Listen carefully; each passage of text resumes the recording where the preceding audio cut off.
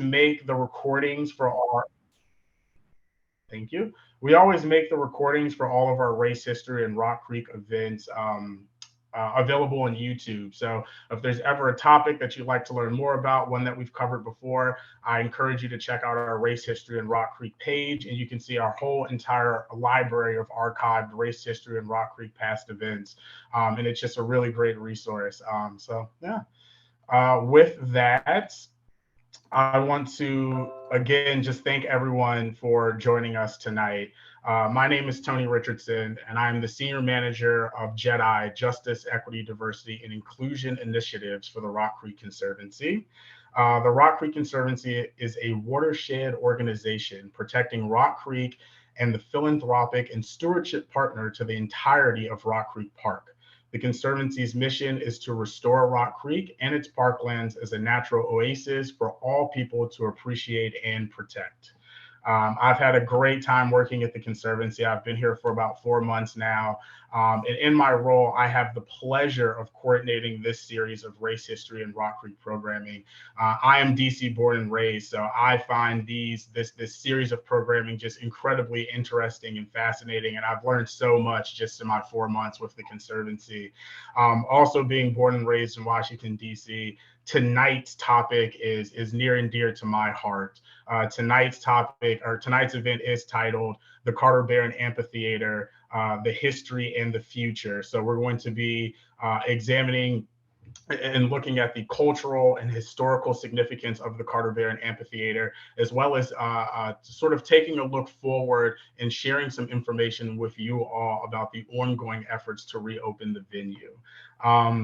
So before we get started, I'd like to provide a quick overview of the Carter Barron Amphitheater. One of the great things about these virtual panel discussions is that we have people from all over the place and people coming to us with all different knowledge bases who may or may not be familiar with the venue. So this information that I'm getting ready to share is meant to help set the stage for the rest of tonight's discussion. And if you give me 1 second, I'm going to share my screen. There we go. All right, excellent. All right, so the Carter Barron Amphitheater, this is a beautiful image of the Carter Barron, and you can just see how truly tucked away and immersed in the forest it is. I really love this photo of the Carter Barron, this historic photo. So the Carter Barron Amphitheater is a 4,200 seat outdoor performance venue in Washington, D.C. It is located within Rock Creek Park. The venue first opened in 1950 in celebration of the 150th anniversary of Washington, D.C. as the United States capital. The National Park Service has operated the Carter Barron, having offered a variety of quality performances, including everything from reggae to Latin, classical, gospel, R&B, jazz, new age, theater, ballet, and dance. Many of the shows that were provided free of charge or for a very, very low, very affordable ticket price, which I think really made seeing a show at the Carter Barron really inclusive and really equitable. This is just a collection of historic sort of posters that I found. And I just love like the diversity, but also the caliber of the performances. You can see the Temptations, the OJs, the Dramatics, Bruce Springsteen, Ella Fitzgerald, the New York City Ballet. Really just, all types of musical performances, all types of performing arts happened at the Carter Barron. And with this caliber of performances, it truly was the place to see a show in Washington, D.C. The Carter Barron, as I said, the Carter Barron was the place to go for an incredible show in the late 60s through the early 90s. But the venue is also so much more than just a stage, just a concert stage, a concert venue. It is a cultural and historic landmark that has served as a reflection of cultural change in Washington, D.C. From its early days as one of the few racially integrated facilities in the district, and later through its accessible and diverse programming, the amphitheater offered a place where individuals of all backgrounds could come together around a shared appreciation of arts, music, and nature. As our executive director likes to say, people come to the Carter Barron Amphitheater for the music, but they stay for the bats. Unfortunately, the once beautiful outdoor stage no longer hosts world-class performances. The Carter Barron was closed in 2017 after an inspection found that the stage was not strong enough to handle the weight of performers and equipment on stage. The National Park Service initially planned to repair the stage and reopen the venue. However, after further investigation, it was revealed that the stage structure needs to be rebuilt entirely, which will require rehabilitating the dressing rooms, restrooms, and the infrastructure below the stage. These major renovations will also bring all of these areas up to current codes, including the Americans with Disabilities Act, ADA. The Carter Barron Amphitheater, as I said, was the place to go. Sorry about that. This is a repeat. At this time, the Carter Barron Amphitheater remains closed, and it is a great loss to the community and the nation that this jewel in America's capital continues to sit empty. But there is hope on the way. The National Park Service is working to secure funding for the remaining design and rehabilitation of the amphitheater.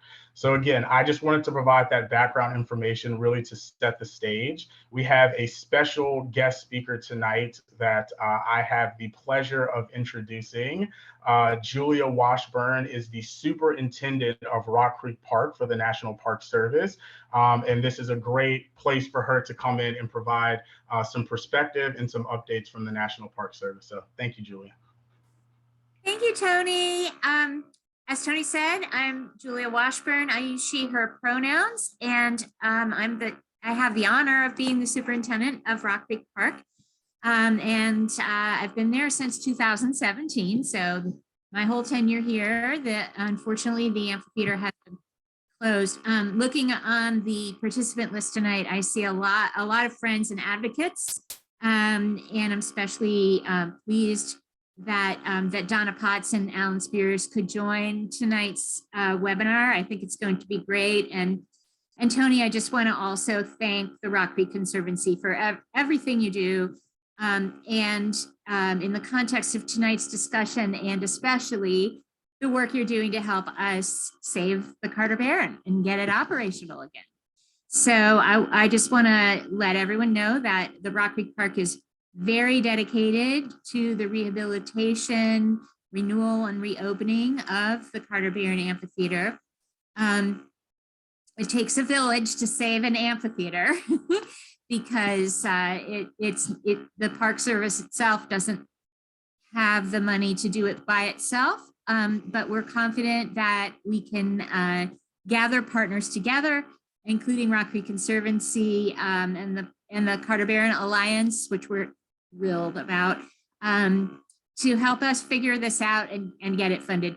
I can give you the very good news that the Park Service has already funded and completed all the engineering studies that needed to be done to assess everything from grade for ADA standards to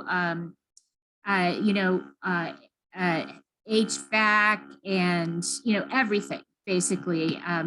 There were quite a few engineering studies that needed to happen, and so that's done, and I'm excited about that. We were able to restart. Some of you may know that we had started the schematic design process, and we were short $250,000. And thanks to the Rock Creek Conservancy, and I will say that I was able to do the shell game with budgets and squeeze 50,000 out of my base budget, and we were able to get the Park Service to release some money for us, and we were able to put all three of those sources of money together, and we are in the process now of completing the schematic design, which I'm very excited about. Schematic design is where you have all the design for all the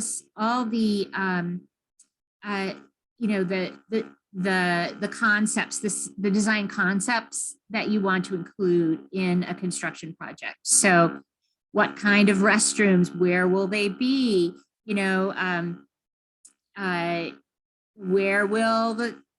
Should we rebuild the dressing rooms underneath or somewhere else? I mean, all of those sort of schematic issues and design problems are addressed in the schematic design phase. And I'm happy to report that there's been a lot of emphasis in the past 2 weeks on bathrooms. So we are going to get state-of-the-art 21st century accessible bathrooms, including men's, women's, and all genders. So real excited about that. You know, never thought I'd be this excited about bathrooms. But at any rate, they're very important, right? Maslow's hierarchy of needs. So we think that the architects will be finished with the schematic design toward the end of spring, early summer. And then the next stage is to take it to construction drawings, which are the specs that you can hand to a construction company, and they can use those specs to actually make the changes and improvements that are needed. So we're going to need to find, just like we've been doing since we figured out we needed to do, put little and nothing together, partner up with folks, and somehow pool the money to do the next phase, which is the construction drawings. And we're hopeful that we can get those started in the summer or the fall, and we can keep pushing. You know, the idea, our ideal is that we could potentially reopen the Carter Barron by 2026, which is also the 250th anniversary of the Declaration of Independence. And as we all know, the vision outlined in the Declaration of Independence is something the country, you know, sort of strives towards in leaps and back steps and forward steps, and we're still not there. So the idea of opening the Carter Barron, which is a symbol, right, of all of us coming together. It's a gathering point for all of us and a place to celebrate our diversity and make sure that we're all learning about each other and all different kinds of music, and that it's affordable and accessible, and there's lots of youth engagement. And so if we can do that in honor of the Declaration of Independence, we're showing, right, that we can move toward accomplishing that vision, and in our small way, in our sphere of influence. So that's kind of the thinking behind it. And I just want to end by saying that the Carter Barron, as Tony so beautifully described, you know, has always been desegregated. It has always been a place where we all come together, and it's been a place that has celebrated all kinds of music and everybody's contributions. It's been a place where new and emerging artists, locally and nationally, have gotten their start, and we certainly need in DC to lift up and continue to develop our new artists and our local artists.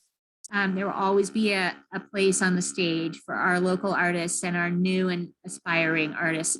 And it's a place where we value, right, inclusion, we value diversity, we value, you know, the idea of what our democracy can be, and we value the idea of reconciliation. We value all of these things: access, diversity, inclusion, affordability, and making art available to everybody. So we want those values to continue into the future. And we're so happy that we have the Carter Barron Alliance now. And for those of you who have joined, thank you so much. I think your participation and your influence are going to make sure that we get this project done. So thank you very much. Excellent. Thank you so much for joining us and providing those updates, Julia. As Julia shared, it will take a village. There is a ton of work that needs to be done to reach our ambitious goal of reopening by 2026. And none of this will be possible without strong, engaged group of stakeholders supporting the National Park Service. Julia mentioned a few times the Carter Barron Alliance, which I will share a little bit more information about towards the end of our program. But this is a ever-growing network, growing larger and larger every day of community groups that are coming together to support the reopening of the Carter Barron Amphitheater. So I'm going to put a pin in that for now. I'll share some more information about the Carter Barron Alliance, as well as how you can become engaged with the Carter Barron Alliance towards the end of this call. But again, just wanted to thank Julia. It's wonderful to have those updates from the National Park Service. So. All right, so at this point, we are going to move into the panel discussion portion of the night, and I will start by introducing tonight's panelists. So we are extremely happy to have Donna Potts joining us tonight. Donna is an experienced communications executive with a broad background in public affairs disciplines, grassroots political organizing, community outreach, arts advocacy, and support for returning citizens in the recovering community. A native Washingtonian, Ms. Potts has held leadership positions throughout her career in the district government and the nonprofit sector, including the Shakespeare Theater at the Folger, the American Red Cross, For Love of Children, the Washington Convention Center Authority, and the Democratic National Committee. At the Shakespeare Theater, she helped develop the inaugural community arts presentation, Shakespeare Free for All, which achieved critical acclaim as a community presentation for traditional Shakespeare for non-traditional audiences performed at the legendary Carter Barron Amphitheater. She is a former member of the DC Commission on the Arts and Humanities and was the first president of the Friends of Carter Barron, and today continues to support the efforts to reopen the famous amphitheater through the Carter Barron Alliance. We are we're thrilled to have Donna Potts serve as one of the steering committee members on the Carter Barron Alliance. So you can see from her bio that we have got some great guidance in place. Our second panelist for the night is Mr. Alan Spears.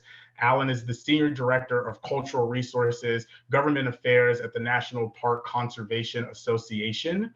Alan Spears uses real-life stories and a conversational style to connect his audiences to promote NPCA's advocacy in the critical role the National Park Service plays in protecting, interpreting, and managing this nation's historic and cultural resources. A veteran advocate and a member of the Government Affairs Department, Alan has led community outreach and legislative engagement on a variety of park protection issues for over 20 years. Recent victories include joining with NPCA colleagues, partners, and allies to win the designation at Fort Monroe, Harriet Tubman Underground Railroad, Colonel Charles Young Buffalo Soldiers, Pullman, and Brigham Civil Rights National Monuments. And in 2018, Alan helped to design and implement the campaign to designate the Blackwell School National Historic Site in Marfa, Texas, which passed the House and Senate and was signed into law by President Biden in October 2022.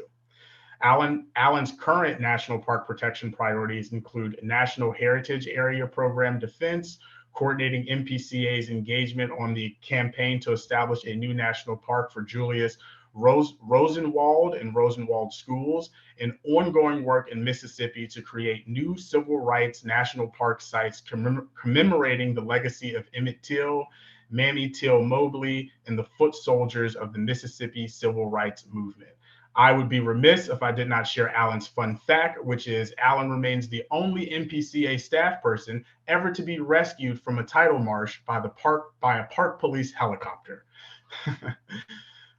So we have wonderful panelists with us tonight, and we're just going to jump into it and get started. So my first question, and I'll go to Donna first. So Donna, if you could respond first, and then Alan. Our first question is, what is your connection to the Carter Barron Amphitheater? Well, thank you, first of all, Tony, for those kind remarks, which are part of my own description of me, to be truthful. I am really pleased to be part of this group and on today's panel. And when I thought about the questions that have been coming at me recently about Carter Barron, I have had the occasion to speak with friends and classmates from my generation, as well as from my daughter and granddaughter. We always end up getting excited about our memories and times that we have had an opportunity to go to Carter Barron. And it's so funny because, or I should say, it's been very inspirational for me in terms of what we have in front of us as a project. Because when I was very, very young, in junior high school, I guess in elementary, my parents, my father was very much musically inclined and head of a couple of music groups here, the Left Bank Jazz Society and the Jazz Listening Group, and we have musically a musical icon in our family, Carmen McRae. So we were always, I was always hearing jazz in my house when I woke up and when I went to sleep. And my father would take us to the Carter Barron, which was one of the most fun places to hear music because it was outdoors, it was intimate. And for me as a child, you know, just a different experience to have. And I would always take a friend. So in the youngest times, you know, teen and preteen years, I was hearing maybe artists that were a little beyond my time of appreciation, my dad's jazz icon people, but I was still listening to music that I loved. And I can remember Jose Greco, who had a flamenco dance group with the castanets and so forth, which I loved seeing, and that was you know, something that stays with me forever. But then the Count Basie Jazz Orchestra, and later when I was a teenager, and we had actually moved from our previous home up here to Colorado Avenue. So we were, I don't know whether that was on purpose or not, but we were behind the Carter Barron Amphitheater. And after one night after the Count Basie band played, my father invited them to come to the house, and they were all in the basement. But you know, they used to be in the what is it? Not the One Step, but Blues Alley, and you know, our basement and Blues Alley about the same amount of space, but they'd all be down there. And not playing, but enjoying, you know, the conversation with each other. But my life began appreciating the venue. And then as I got older and able to take myself there with my friends, you know, that again was a different connection and a different appreciation for, you know, being independently able to go on my own money and my own means. And I wasn't living at the house, but we would all meet at the house anyway, invade my mom. And I'd call her up and say, we're all meeting at the house to go see this show or that show. So my connection is just, it's part of me. And, you know, our language here is that the theater closed and that it's in disrepair. But don't forget, that was an earthquake that finally really, you know, really damaged the theater. So it was serious damage done to the construction. And, you know, I don't want to talk too much longer. I have, you know, bunches of stories, but all of that fun and different shows up to the present time have informed my enjoyment of the theater and the outdoor. I've been to many outdoor venues here and in other cities, and there's nothing like the Carter Barron. I was telling someone earlier that I was remembering with a friend that we went to see that we're going to see I've forgotten her name again. Patti LaBelle. Patti LaBelle, thank you. And it was pouring. I mean, pouring, but they didn't stop the show because they said if she wanted to perform, the audience didn't have to go home. And we took umbrellas. We knew it was already raining and we went in droves and the whole audience was nothing but umbrellas. And if you didn't bring one, you sat next to somebody and you sat under their umbrella. And she did her show and we all stayed there. I see somebody shaking their head. And we weren't about to go home. But, you know, now I guess it's a little different and maybe there's more thunder and lightning. I don't know. This is years later, but that, and then I want to say local artists, because he mentioned local artists. And I went to a high school that had lots of 2 or 3 doo-wop groups and a couple that performed on the Carter Barron stage, the 4 Jewels, and I really can't remember the name of the male group, but there was another group called the Moonlighters. But I mean, you know, everybody, Lottie Dottie and everybody, we just really enjoyed the Carter Barron and classical music, the military. I had a friend that played clarinet in the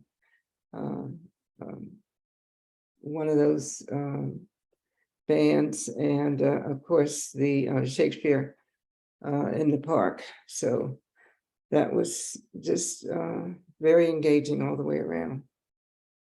So I have more, but I'll be quiet. Thank you. Alan? Well, thank you, Tony, and thanks everybody for being with us. And Ms. Potts, wow, Count Basie band in your basement. I don't have any stories like that. I'm a lifelong resident of Washington, D.C., I grew up east of the river, close to Anacostia. And while I knew about Carter Barron, I never really ventured there as or regarded it as a going concern. I knew how significant it was. So my one connection to Carter Barron is I went to see a performance of Shakespeare there, and it was in between inclement weather. They ran the performance, the stage was wet, and the actors incorporated that wet stage into their performance, because whenever they would come on stage, they would slide into their places where they were queued up. And then when they left, when their speaking parts were over, they would dash off stage and then slide off stage. And the entire audience was more concerned with whether or not they were going to topple over into the pit than the performance of the play, which I actually don't remember. I just remember being completely enraptured by their ability to mess around with a wet stage. But I understand the significance of Carter Barron, and representing the National Parks Conservation Association would just say we're behind this rehabilitation effort. But that's my personal connection, not nearly as strong as Ms. Potts. Thank you. Thank you. There seems to be a theme around inclement weather that we will touch on that in a later question. So for our second question, I would like to know, and it sounds like Alan, we already heard from you what your favorite show at the Carter Barron was. But Donna, we'd love to hear from you. What was your favorite show or performance from the Carter Barron? And before you answer, I encourage all of our audience members, if you've been to a show at the Carter Barron before, please, in the chat, let us know. We'd love to hear from you too. What was your favorite show that you've seen at the Carter Barron? So while Donna is giving us her answer, giving us her response, if you could type out in the chat, we'd love to hear from each of you as well. Well, you might not think I could pinpoint a favorite show, but I did have one. And I don't know if these two were on the same show, but Dionne Warwick, because she changed her outfit at least 10 times. And they were gorgeous dresses that she was wearing, along with her. I loved all of her singing. And she was at the top of her game, or whatever. I mean, the woman is forever and ever anyway. And the other one was the Shy Lights. So those two those two stars. And I mean, that's not to you know, say the other acts weren't great, but Temptations, you know, because their moves were great, and they had those temptation, they had the microphones with the 5 parts to the mic, and we could accommodate that. So that was quite exciting.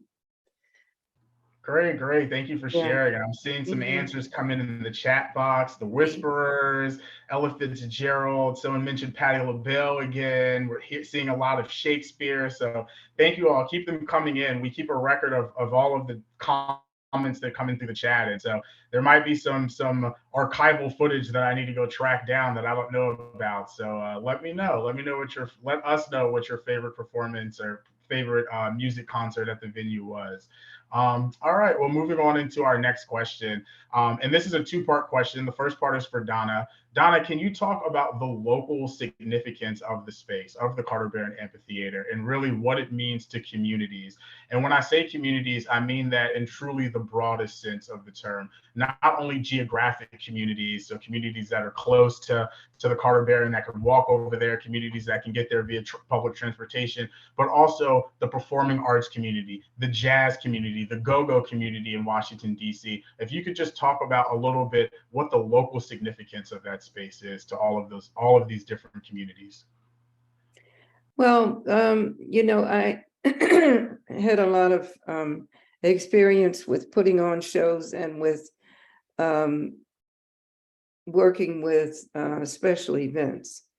And the Carter Barron was like, it belonged to us. It was a very personal feeling for the performers, and not in the not below grade or anything like that. Very much state of the art at the time, and very much up to speed on what we needed and what we wanted. And I used to have to, at one point in my life, and this was really way back when, gosh, but I was working in the mayor's office, and I was one of the people. The mayor used to have one of our previous mayors used to have, and they all do this. They have 5 or 6 people who stand in for him when he can't come to special events type stuff where you have to go on stage and make people happy if he's not going to show up, or if a performance isn't going to come, and you have to get out there and take all the booze and the people upset and tell them what you're going to give them instead. And I had to go on Carter Barron and say, I forget what I had to tell them. But anyway, I wasn't worried about that particular time that I had to go, because on other times I had to go to the National Theater and the Howard Theater. And I wasn't as happy about going there, but I felt like I was at home at the Carter Barron. It's just something very warm and friendly. But that aspect of the theater, the intimacy, there's a quality of intimacy, but there's an excellence associated with it. And in comparison to other places, people wanted to be there if they could be. And not to put the other venues down. The other venues are fine. Now, I'm not sure if you're talking here now about community programming, or are you talking about just the aspect of the reputation of the theater? I'm not sure now. Yeah, more just the reputation. I have a later question where we'll get into some of those. I think, and for performers coming here, whenever we had to ask, or when we were recruiting talent, and well, where are we going to be performing? And you say Carter Barron, they were very happy for that to be the venue. So it wasn't like, oh no, not there, kind of response. And I just think that it's always had the highest of appeal. And let me just say this, because Shakespeare Theater, oh my God, world-renowned is part of its, when you say Shakespeare Theater, you say the world-renowned Shakespeare Theater. And they're very up here with wherever they go and whatever they do, because they don't want to tarnish their reputation in any way, shape, or form. And for them to choose Carter Barron as a place that they will have their, even though it's, down to earth community, we deign to have our show in your community. And it wasn't, at the time, that theater was reaching out. And, I feel wonderful about the way Michael Kahn did that. And he and I had many, many conversations about community, safety, appearance, all of the stuff that goes with being new in the neighborhood, so to speak, and being accepted. And that's every neighborhood. It doesn't, rich, poor, up, down, black, white, whatever, because we had to also be accepted in terms of all the influx of, traffic and inconvenience to the neighbors. So there was a lot of, quite a bit of community work that had to be done beforehand to be accepted. That program, Shakespeare Free for All. So I would say, we were A+ in that regard. Thank you for that. And then switching over to Alan. Alan, what is the national significance of the Carter Barron? Thinking about it as a historic and cultural landmark, but also being a venue that is owned by the National Park Service. If you could just talk a little bit about the national significance of the venue. Yeah, Tony, I'm happy to do that. But first, somebody put in the chat, Stacy Ladisaw.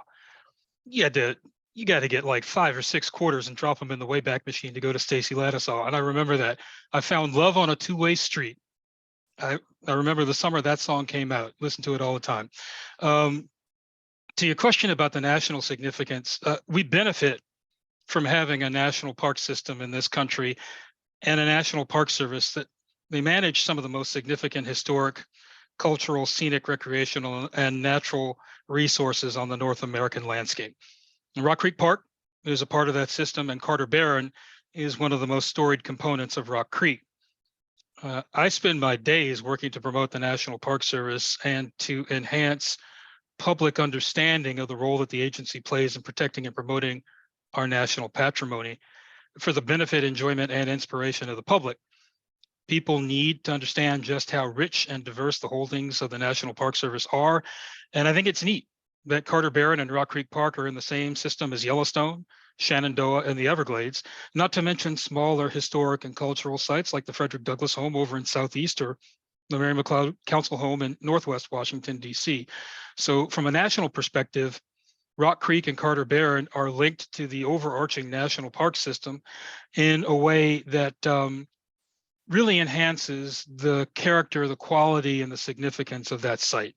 And so being a part of the national park system in that way makes this, it makes it more than just a neighborhood resource. It's something that really and truly is of national and perhaps even international significance.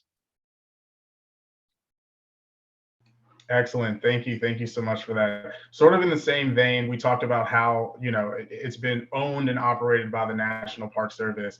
And when it was first opened in the 1950s and into the 60s, it was one of very few fully integrated venues that folks could see a show in Washington, D.C.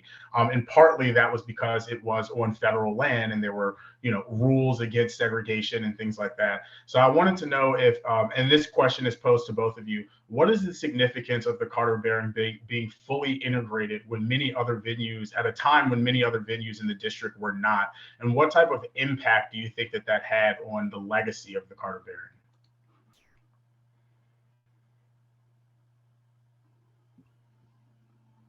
Well, I'll go first on that. At the time, I think I may have taken that for granted for a while until, near the end when the larger community of the world started being crazy, but and nothing like today. And we're not going to get into that, but it was a wonderful thing because I think folks just went up there, bought their tickets, and expected to have a good time, expected to enjoy themselves. And when I went to a show, I might see any one or another of my friends or my parents' friends. You would see any age group, okay, and you would see any ethnicity. You would see not just you know, any ethnicity, and it was completely diverse and completely comfortable, is what I want to say. I never felt out of place. I never worried about any situations in there. And I don't know if I'm being naive or what, but that was extremely important. And actually, I think, you know, when the music for me, the music for me changed when, you know, even when hip hop and music that I didn't necessarily listen to all the time. I listened to rap and hip hop from a studied ear, because I appreciate all kinds of music. And I got into it in a different way. There were certain things I wanted to hear in hip hop and rap and so forth. So maybe I didn't just embrace all of it, but it kept me being open to music. And maybe because I have young people in my life and I've been a teacher, and so I'm open to what young people are interested in. But the Carter Barron is a place where you're going to hear the blues, the jazz, the opera, the you know, you're going to hear everything, and the classical played by every kind of person. You know, the first time I ever saw Japanese people playing jazz, and I was saying, "Oh, wow!" You know, and that was years and years and years and years ago. Of course, now that's nothing, but that helped me grow up. Okay, that helped me grow up. And so these are things that, and again, the type of venue, the fact that it is an intimate place where you can actually see that, you can see it right for you, you can touch it if you want to. When they leave the theater, and you can go up and get your autograph and talk to the people and feel like you know them. And I think people that came to that theater were expecting to be approached by the fans and, you know, talk to them and all that kind of stuff. It's just not another place like that. And what the closest thing to that I remember is the Howard Theater. And some of those people used to duck out the back way and not, you know. But it's just that full experience, full on experience, you know, that kept it unique in its own way. Well, I'd build on that maybe by adding that, you know, that Carter Barron holds the distinction of having been a desegregated gathering place for people in the 1950s. I think it speaks to the complicated nature of race and racism in our city, in Washington, D.C. Folks may remember that wasn't managed by the Park Service then, but it is now. Glen Echo Park had to go through some serious desegregation battles out in Maryland during kind of a similar time period. I think so many of our national parks, Carter Barron included, can serve as places of healing and remembrance.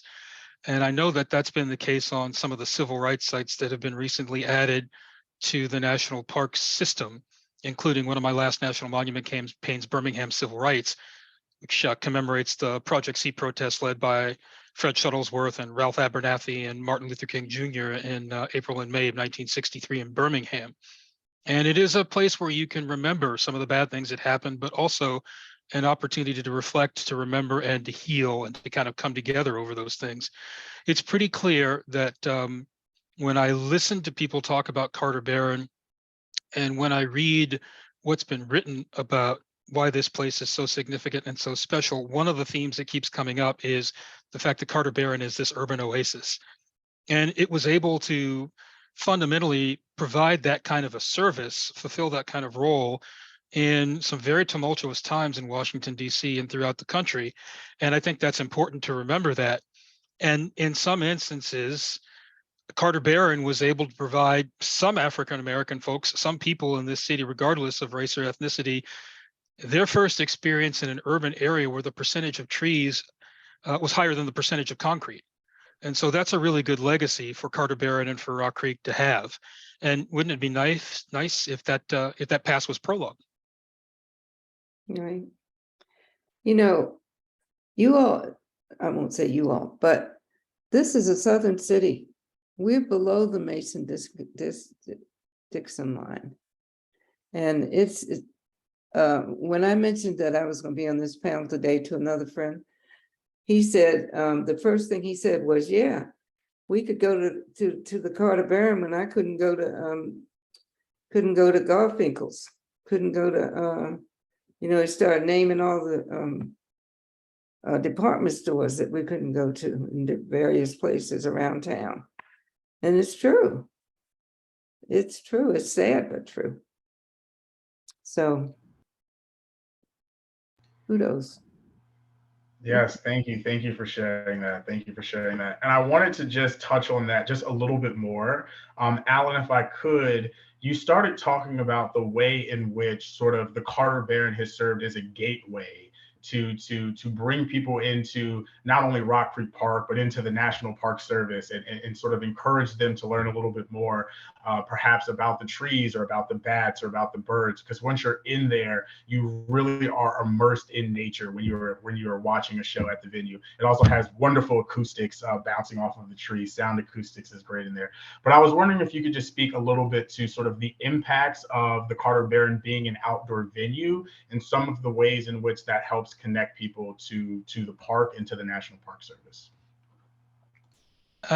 Sure, I'll give it a try. You need to bounce me back into play if I go on too big of a digression. It's really important, Tony, to understand I come at this from the perspective of being an advocate for national parks. And the National Park Service is not going to be able to take on this project alone. We've already seen that there's going to be great help and great partnership in making this happen. And there are a number of partners who are working diligently to advance the restoration of Carter Barron.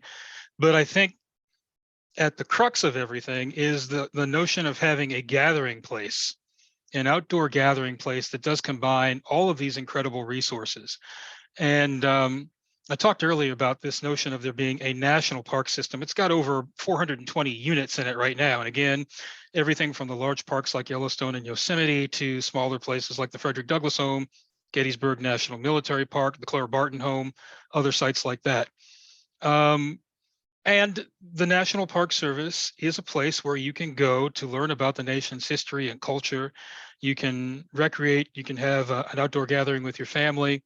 But the notion of bringing people together at a particular spot, at a particular place for an experience that is affirmative, that's positive, that highlights and celebrates the diversity of the country, our history, warts and all in some instances, I think is critical. And I think that's a role that Rock Creek Park really plays.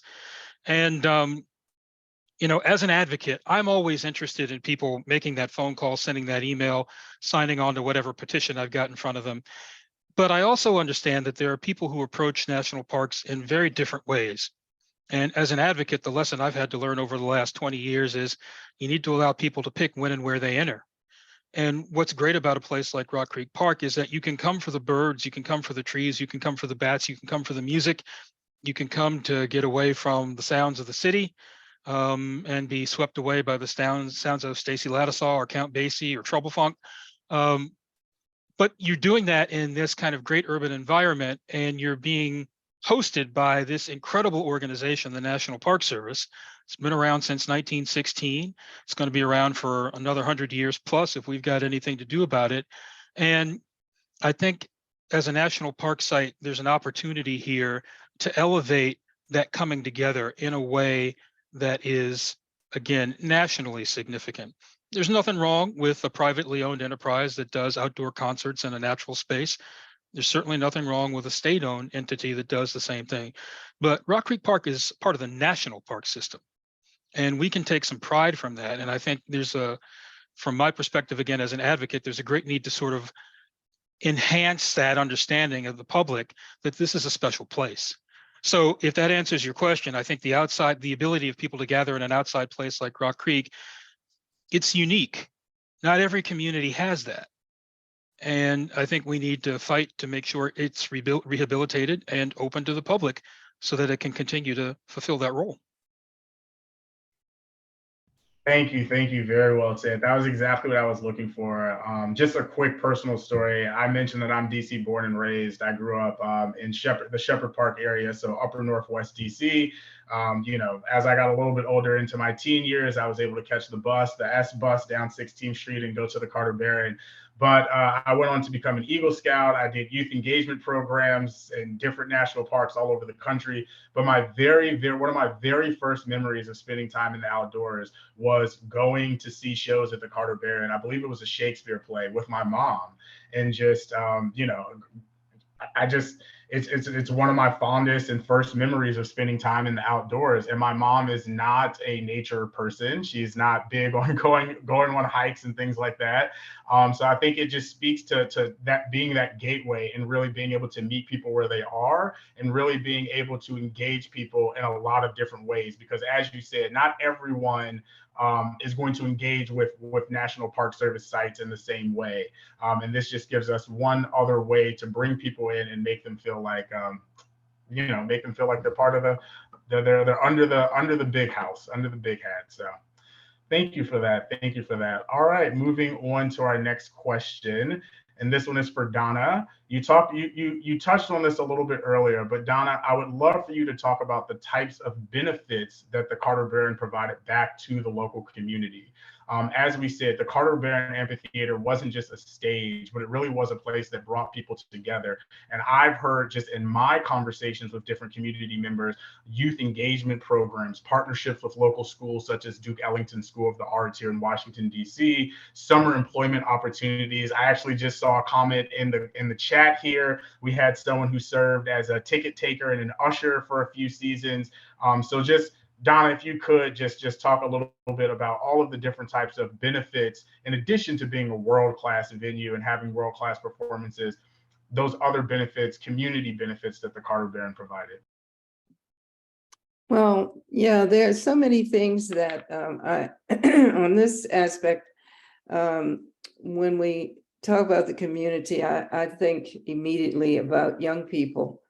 But well, there are two sides of it, really. But my experience with the Shakespeare Theater forced me to, or required me to, first of all, go into the community, tell them that we wanted to have Shakespeare in its traditional mode, right in the center of in the community. We were going to have it at Carter Barron, and so 4,200 seats at the time, and so the parking lot was going to be filled, and I think it was 6 weeks that this was going to happen.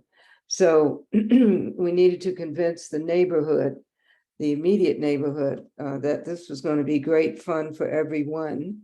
And even though you were going to be somewhat inconvenienced every day, except I forget what day we were off. I don't even know if we were off. I guess we had to be off one day.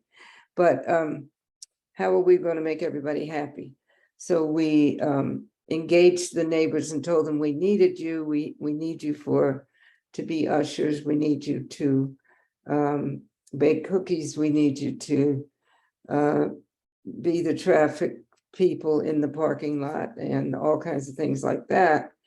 And then on the other end of it, we needed to completely engage the broader community to let them know that, yes, Shakespeare's in town, Shakespeare Theater is coming to your community. And Shakespeare at the time, we were Shakespeare at the Folger, which is Shakespeare at the Folger Library. not to be confused with the other Shakespeare venue here. And so we were inviting students from around the city, including east of the river, which is how people referred to Anacostia, and still today, I guess.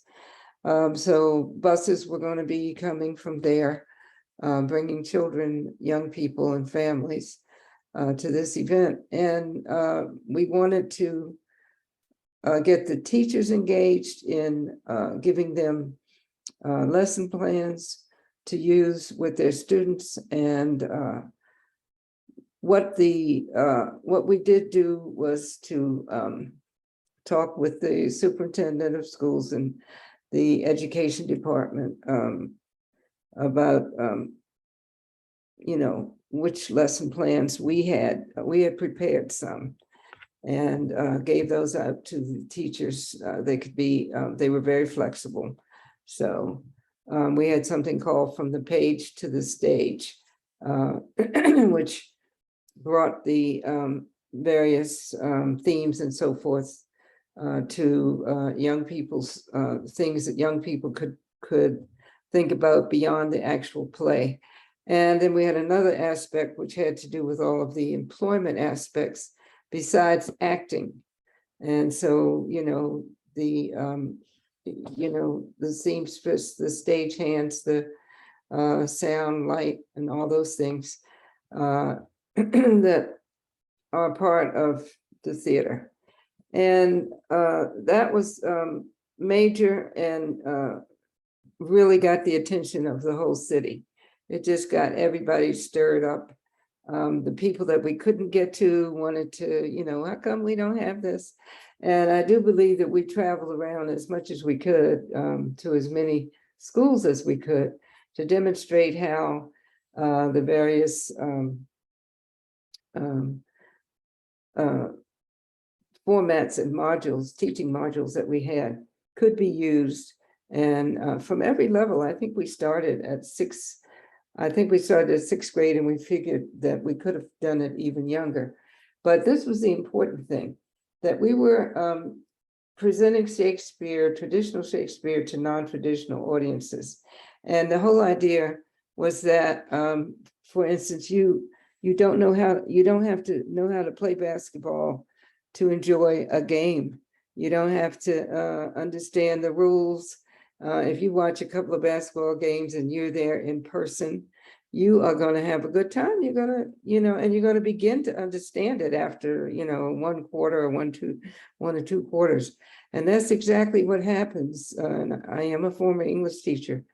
So, introducing Shakespeare to eighth graders, and they don't know, they know yo, you tell them all the words that they use now and where it came from. It didn't come from their hip hop guys. It came from Shakespeare. And all the things that we could connect. And so that is one aspect. And then the other was community programming on the, I think my granddaughter was involved in, I see my son-in-law here. My granddaughter was involved one summer with the programming for actual performance programming that was done one summer.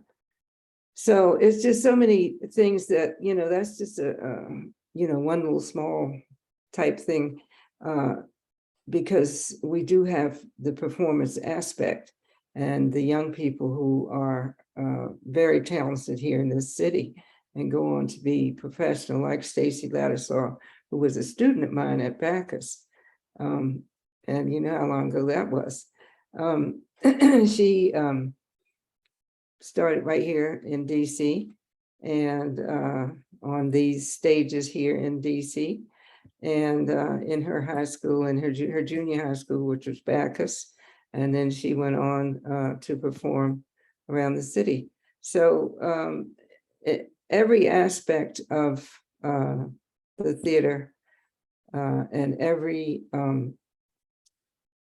thing that happens on that stage, like they say, from the page to the stage, is important and can be a way to involve a young person or an older person who may just want to come and have lunch. I want to add one more thing. We had a musical festival for the inaugural actual opening, where we had a little concert, or a big concert, I guess you would say, before the first show. And we had gospel and jazz, hip hop, and R&B and classical just before the show. So you come out and have lunch, you just spend the whole day with us, and then we have the play. So what more could you ask for? No, that was perfect. That was fantastic. We've heard all about the local significance, the national, maybe even international significance of the venue, and now we're hearing about the community benefits. So it's just so fantastic to hear all of the different ways that the Carter Barron is providing benefits to communities across Washington, D.C. and beyond. So thank you so much for that. I wanted to just give a quick shout out as well. So we wrote in the box, if anyone has any questions for our panelists, in about 10 minutes or so, we're going to go over to the question and answer portion, and we will try and work through as many questions from the audience as we can. But if you have any questions for our panelists, please type those out in the chat box now, and we will try to address those. Thanks so much. And for my next question, I would like to ask this one to Alan. So we talked about, you know, all of your experience, and we heard in your bio about all of the other cultural and historical preservation projects that you've worked on. We've also heard from Julia Washburn, Superintendent of Rock Creek Park, that, you know, the National Park Service is committed to working on the Carter Barron Amphitheater and have set an ambitious goal of trying to get the amphitheater reopened by 2026. So sort of changing the focus as to, you know, looking at the past to now looking at the future and looking forward. I'm going to share a little bit of information about the Carter Barron Alliance, which is the way in which we're ensuring the community is engaged in all of this. But before I share that information, I wanted to know, Alan, based on your experience working with preservation projects of similar size and scope, why is community engagement so critical to the reopening process and to successfully getting the Carter Barron reopened? Because, Tony, this is both a rehabilitation project and a political campaign. And until the tanks show up in front of the Rayburn building or the Russell building up on Capitol Hill or in front of my apartment here in Northwest Washington, D.C., this is a democratic process that we have, and it's motivated by people power. And, you know, there have been a couple of mentions, I don't want to get too far ahead of us, in the chat about Wolf Trap and its claim is, you know, the only performing arts center in the national park system. There are elements of that that are true, but we might still have to have a conversation with our friends at Wolf Trap about opening up that description to make it more equitable and just. But we're also going to have to be prepared to face the pushback from some people who might not want to spend the money or devote the resources to rehabilitate this great site in Rock Creek Park. And one of the arguments we might have to be prepared to push back against is, well, we've already got one. And some of this is about respect. It's about the serving of several different communities in different ways. It's about a storied history of a site. But this notion of public engagement is critical. And it's not just critical for the rehabilitation of Carter Barron in Rock Creek Park. It's critical for all park protection measures, whether we're talking about adequate funding for Yosemite, good natural resource or historic and cultural resource protection policies being enacted at places like Yorktown Final Victory or Yosemite National Park out in California. The people really help to drive this.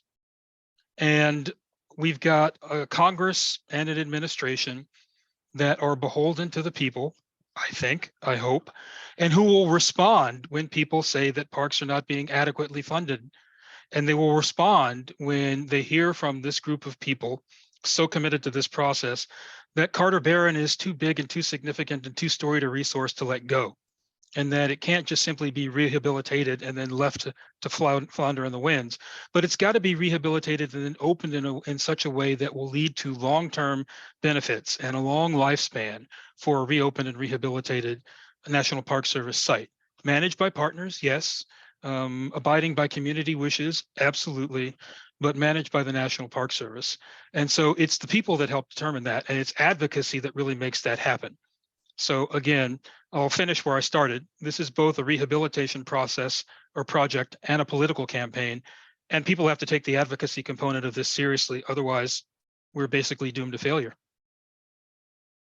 Thank you. Thank you. Very well said. Very well said. Do you have anything to add to that, Donna? Just the critical role that community engagement is going to play in the reopening process?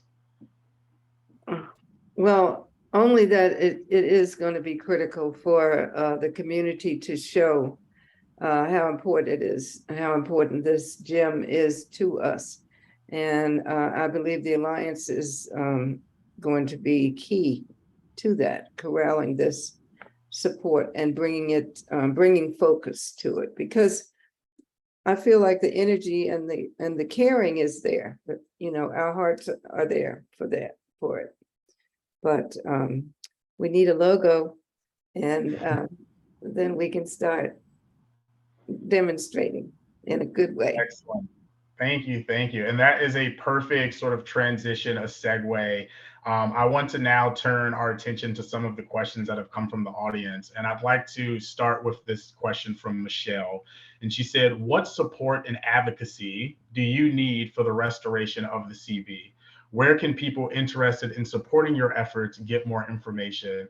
And if it's okay, I'd like to take the lead on responding to this question. So thank you so much, Michelle, for asking that question. So I wanted to share, and as I've alluded to several times on this call, a little bit about the Carter Barron Alliance. So the Carter Barron Alliance is a network of arts, parks, historical preservation, philanthropic, and community groups that are all working together to help reopen the Carter Barron Amphitheater. The purpose of the Carter Barron Alliance is to ensure that the amphitheater can be fully revitalized to reopen and continue its tradition of providing affordable performances, community engagement events, and educational programming for all Washingtonians and visitors to the nation's capital. The Alliance was formed in June 2022 by the Rock Creek Conservancy, the official philanthropic partner of Rock Creek Park. The Conservancy will serve as the backbone for the Alliance, managing events, hosting coalition meetings, and serve as a clearinghouse for information. But this is an alliance that is driven by community, that is being guided by community members. As I mentioned earlier, we are thrilled to have Donna Potts serve as a steering committee member for this alliance. We have just spent the last hour learning about how much this space means to people in DC, to people across the country, the local significance, the national significance. With this nationally significant landmark now closed for 5 years, we do not want to delay this crucial project any longer. We want to reopen the Carter Barron Amphitheater now to serve our communities, to continue providing all of those great community benefits that Donna talked about. And to provide outdoor recreation and arts appreciation. I think, in the last few years, spurred on by the pandemic, it's also reminded us the importance of safe outdoor spaces such as the amphitheater. And by completing this project in 2026, in time for the 250th celebration of the Declaration of Independence that the venue was originally built to celebrate, we will honor the nation's capital and its complicated but important history. So I will put a link to this now. That is just a top, very high level overview of what the Alliance is. I just put a link in the chat to the Carter Barron Alliance landing page. And if you scroll down a little bit, there is a box there where you can sign up to join the Alliance. And so I would say that is a great first step in understanding, the ways in which that you can become more engaged, in the ways in which that you can support all of this. The only commitment at the moment of joining that alliance and joining that mailing list is to receive communications from us. We will have the first issue of the Carter Barron Alliance newsletter going out in mid-December, and then it will continue on a monthly basis. And in that newsletter, we will provide updates from the National Park Service, updates on construction schematics and designs and things like that. We will provide information on opportunities opportunities to become more engaged, whether it's a listening party or whether it's an in-person event or whether it's an opportunity to provide some input and some feedback to the National Park Service. But I would say that this is a really, really fantastic way to start getting involved. And if you have any questions about the Carter Barron Alliance, I am the coordinator of the Alliance on behalf of the Rock Creek Conservancy, and I would be more than happy to answer any questions. I believe I sent each of you, anyone who joined received an email from me with the Zoom link. So you should each have my email address. Feel free to reach out to me if you have any questions about the Alliance, if you want to learn more information about the Alliance, and we would love to have each of you join the Alliance, because as we've heard numerous times throughout this call, it is going to take a village. We have a lot of work to do, but it's important work and it's critical work. So thank you for that. Thank you for that question, Michelle. So another question is, have there been any discussions with the Shakespeare Theater about resuming the free-for-all concerts or events once the renovations have been completed? And I'm going to let Donna talk to this one. I don't know, Donna, if you have any insight into this one, but I will say for the Carter Barron Alliance, we have been doing outreach to diverse groups all across Washington, D.C., including, Shakespeare groups, including Don't Mute D.C., including Go Go Live, including Blues Alley. And so they are definitely a group that we are talking to and are interested in having them join as an organizational member of the Carter Barron Alliance. And I think that's, one of the things that's so great about this alliance is that we can form all these relationships, we can form all of these partnerships and really build that community amongst each other. That way, when we get to 2026, all of those pieces are already in place to make sure that the Carter Barron continues to provide those community benefits that, are the reasons that made it such an iconic landmark in the first place. But I'll be quiet now. Donna, do you have anything that you'd like to add to that question? The only thing I know that I've heard is that we would have to have all this new roofing that, comes out in case there is rain or something, to accommodate for the weather so that it's safe, so that the musicians, while they're playing, they don't have to worry about water getting into the electronics and all that kind of stuff. Yeah. You know what I mean? Those what do you call those? The ceiling things that come over the roofs that come out when it starts to rain. Because actors are much more flexible because they don't have electronic stuff on them usually. They may have a little mic that they can put in, but when you play in those guitars and things, you don't want. So that's just what I heard. A little bird told me. Can't say who. Thank you. Thank you. So another question from Will Tucker, as I understand it, and maybe Alan, if you want to take the lead on this one. So Will said, as I understand it, Wolf Trap is operated by a community nonprofit. Is this one function under consideration by the Alliance, or is a new NGO being created to serve that purpose? Thanks, Tony. I do believe that description of Wolf Trap is correct. I am not entirely sure about how the various groups of partners are going to align with the National Park Service to manage Carter Barron.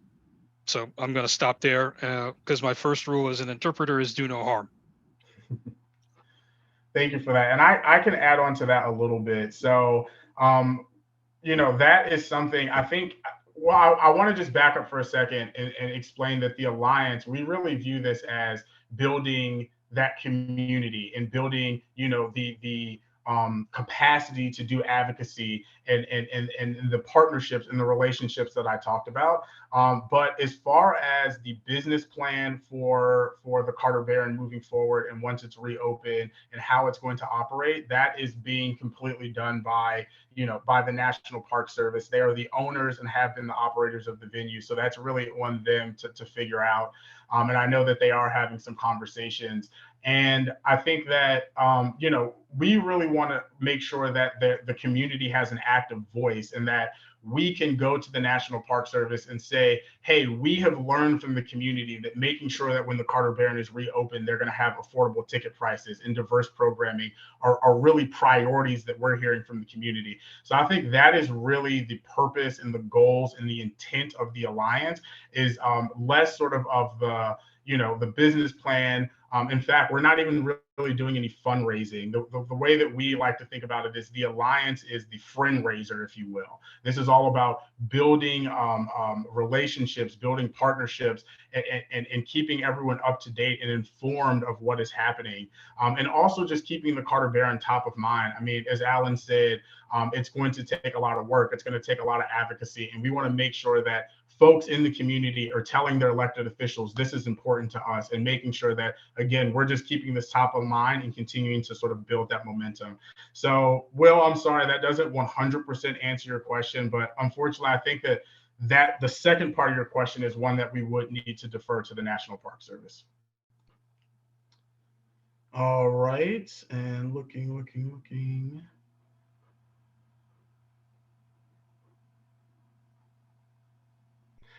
So Kathy M asked, while we are waiting on the reopening, is there a plan to focus advocacy on the new folks who have moved into the neighborhood so they can start to embrace what this space means to us? And I think very much so. We are trying to, with the Alliance, and I think Donna can speak to this as a steering committee, a member of the steering committee, we are trying to cast as wide of a net as possible. I've had a great time going out to different community events. I've been to different events east of the park and Fort Slocum. I've been to different events, 16th Street Neighborhood Association. And in speaking with a lot of these communities, it's been really interesting to see sort of the divide. There's like these folks that are DC born and raised and have been here for a while. And they're like, I asked them if they know about the Carter Barron and they look at me like I'm crazy. They're like, of course, what are you talking about? I've been to the Carter Barron. I saw this person, I saw that person, and they list everyone that they've seen. And then there's like this other group of people who maybe have moved to DC recently in the last 5 to 10 years and really aren't familiar with the Carter Barron. But when we start explaining to them how much it means to the communities in Washington, D.C., the caliber of performers and performances that we used to have at the Carter Barron, it's amazing to see that people just want to get engaged. I mean, who doesn't want to have a world-class venue that they can catch public transportation to and be in a nature setting, right? So I think that is definitely a focus. We want to be engaging as many people in Washington, D.C. I mean, as many people that want to join the Alliance, we want to have them in. It's a big tent and there's room for everyone. And so I know just in some of my outreach, we've been reaching out to different groups and different organizations that have contacts with people. To give a great example, we've been in talks with different neighborhood development groups and things like that really have contact with those residents and folks that may be new to Washington, D.C. And so we're hoping to share some of the Carter Barron magic with them and recruit them to the Alliance as well. So thank you for that question. Do you have anything to add, Donna? No, I would just say ditto. I wish that we had some film or something from some of the shows or whatever, so people could, just see. I feel like there's a picture from the back where you have all the audience in color, and I feel like I'm in that audience in the Yeah, and it's interesting that you say that. Actually, one thing that we're going to start through the Carter Barron Alliance are monthly listening clubs. So they're going to be kind of like a book club where we're going to listen to former artists. We're going to watch old performances from the Carter Barron. We're going to try and bring on local musicians and folks that are still here in Washington, D.C. and still with us to talk about their performance at the Carter Barron and how they got their start. And so, yes, we have some things. I guess that is an activity that definitely is going to help share some of the magic of the Carter Barron with everyone. So be on the lookout for that. If you join the Carter Barron Alliance, you will receive invitations to those monthly listening parties. And just feel free to drop in or drop out. Again, it's going to be kind of like a book club. It's going to be informal, but just a way for us to come together and appreciate the music and the performances from the Carter Barron. And I love everyone listing their favorite shows from the Carter Barron because you're giving us some great ideas for the shows we're going to watch during the listening club party. So thank you all so much.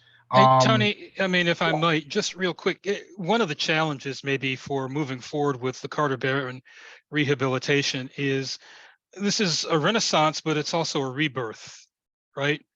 And I think what has to happen with Carter Barron to make it relevant and accessible to these new communities that have recently moved to Washington, D.C., is to remember the storied past and to look to that and to maybe try to recapture that, but also to figure out a way to use that revitalized space and make it relevant to these new audiences. So it's going to be different kind of theater, different kind of music, along with the traditional stuff.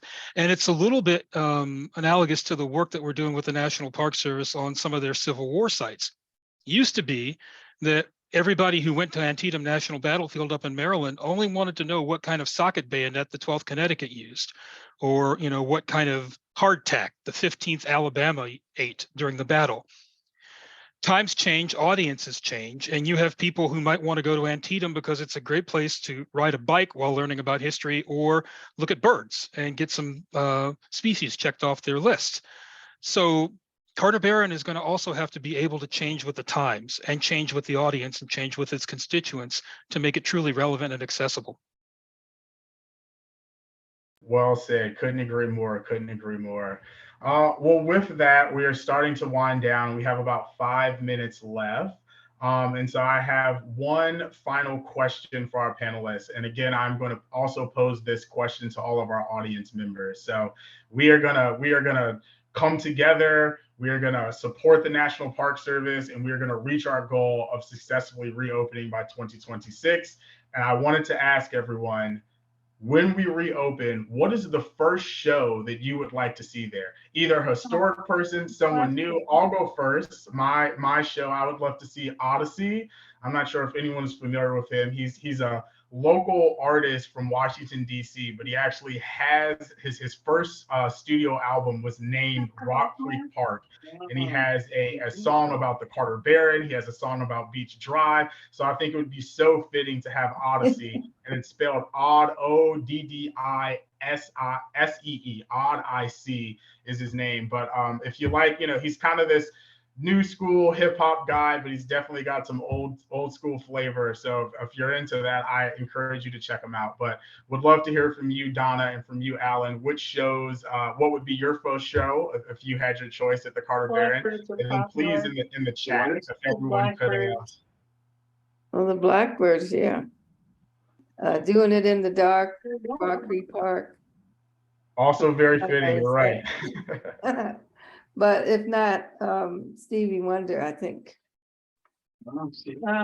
Great, Yeah. He'd be great. All right. What about you, Alan? Well, unfortunately, I think we can rule out an Ella Fitzgerald comeback. So I'm going to go with a new group called the Black Pumas. Love it. Love it. Excellent. Excellent. All right. Well, thank you so much, everyone. Before we wrap up, I just wanted to once again thank our panelists, Alan Spears and Donna Potts. It was wonderful to have your perspective and sort of to talk about both the local and the national significance of this venue. And thank you to all of our audience members for joining us tonight. I know it's kind of a gross Wednesday out today, so thank you for coming in and getting under, joining this event with us. I know it's kind of hard to join in the evening, but we appreciate you making the time. Yeah. And please feel free to reach out to me if you have any questions about the Carter Barron Alliance. And thank you again so much for joining. Thank you. Thanks, Tony. Thank you, Donna. Thank you, Romy. I really enjoyed it. Thank you. Hope to see everybody in a bigger space. It was fun. Thank you.